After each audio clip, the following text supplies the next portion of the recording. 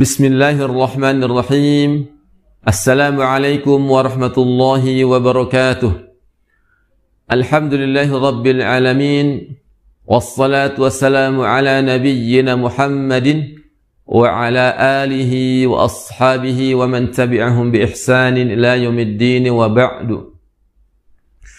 Pemirsa MPM TV, pencinta Quran dimanapun Anda berada, masih pada pembahasan kali ini membahas seputar makharijul huruf, yaitu tempat keluarnya huruf-huruf hijaiyah, yang mana seorang muslim ketika membaca atau tilawatul Quran harus mengetahui, ya, sebelum dia membaca Al-Quran harus mengetahui secara ilmu maupun secara praktek di mana huruf-huruf hijaiyah tersebut keluar dan bagaimana cara membunyikannya atau bagaimana cara mempraktekannya agar kita tidak tersalah ketika kita bertilawah atau membaca Al-Quran, sehingga apabila kita tersalah maka kita akan terjatuh dalam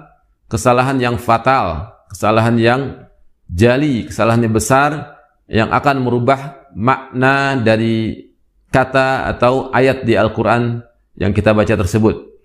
Maka dari itu kita harus mempelajari dengan sebaik-baiknya seputar makharijul huruf. Ahad yang lalu atau pekan yang lalu kita telah membahas dua tempat keluar huruf.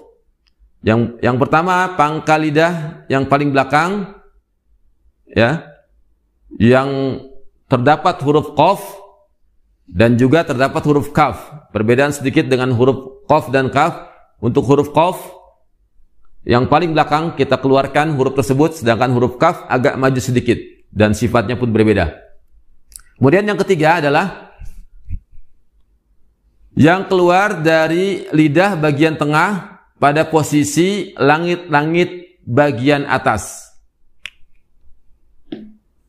Kita masih membahas di al-lisan, ya, atau lidah. Pembahasan kali ini yang ketiga, yaitu lidah bagian tengah pada posisi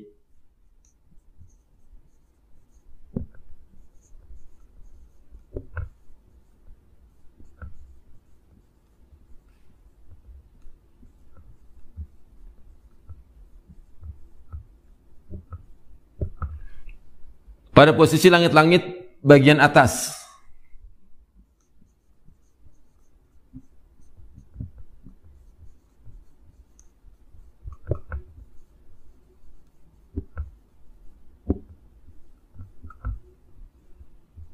Terdapat tiga huruf yang keluar dari tempat tersebut. Ada huruf jim, shin, dan ya.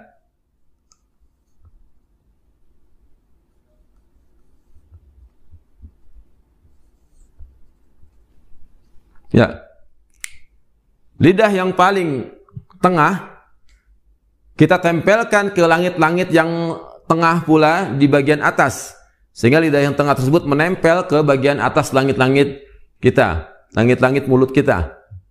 Maka akan keluar tiga huruf tersebut, yaitu huruf jim, shin, dan huruf ya. Kita praktekkan.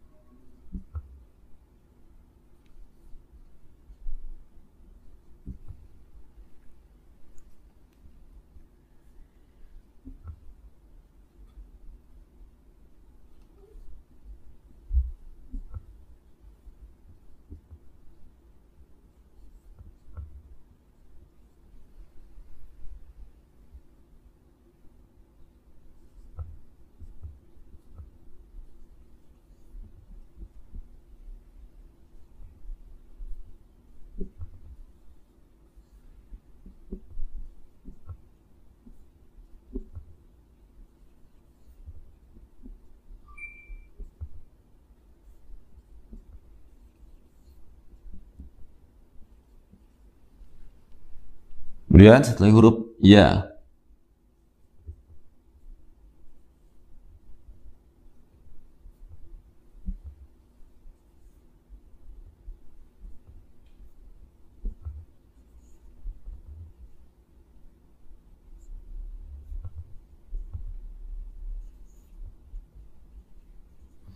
Ya, ketiga huruf tersebut keluar dari langit-langit bagian tengah, lidah bagian tengah, bertemu dengan langit-langit bagian tengah yang atas.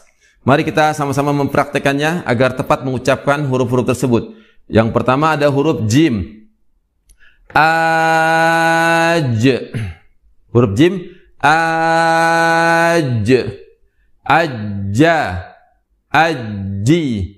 Aju. Kita rasakan ya. Huruf jim itu keluar dari lidah yang tengah menempel ke langit-langit yang atas. Aja, aji, aju. Kemudian huruf shin sama dengan huruf jim pula. Kita tampilkan lidah yang tengah kita ke langit-langit atas. Ash, asya, ashi, ashu. Kemudian yang terakhir huruf ya. Ay, ayya, ayyi, ayyu. Ya, tiga huruf tersebut keluar dari lidah bagian tengah menempel ke langit-langit bagian atas. Ya, kemudian berikutnya ada huruf dod. Huruf dod, ya, huruf dod yang keempat. Terdapat huruf dod. Huruf dot itu keluar dari salah satu tepi lidah atau keduanya.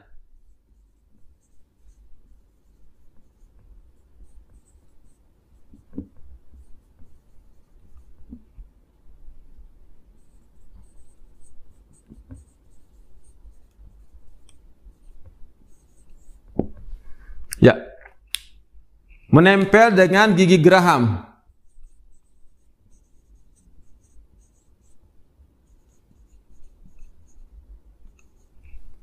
Gigi geraham yang atas, ya. Yang keempat adalah huruf dod yang keluar dari sisi lidah kita ataupun kedua lidah kita yang kita tempelkan ke gigi geraham atas. Maka kita akan mengeluarkan huruf dod, ya. Perhatikan huruf dod ini salah satu huruf yang tebal atau dalam istilah ilmu tajwid huruf tafkhim atau isti'la, huruf dod. Kita praktekkan huruf dod.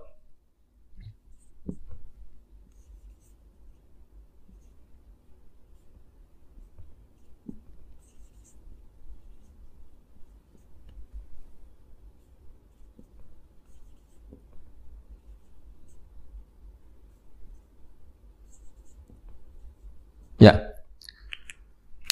Ad, addo, addi, addu. Perhatikan huruf dod. Lidah kita yang samping, ya, sisi lidah kita menempel ke atas semua, ya, ke gigi geraham yang atas atau sebelah lidah kita. Terserah ingin pilih cara yang mana. Kedua-duanya juga boleh. Ya, yang jelas lidah kita tuh menempel ke geraham yang atas. Ad, addo, addi, addu. Ya, semua ya suara terkumpul ya sehingga terdengar seperti menggelembung atau terdengar suara yang tebal.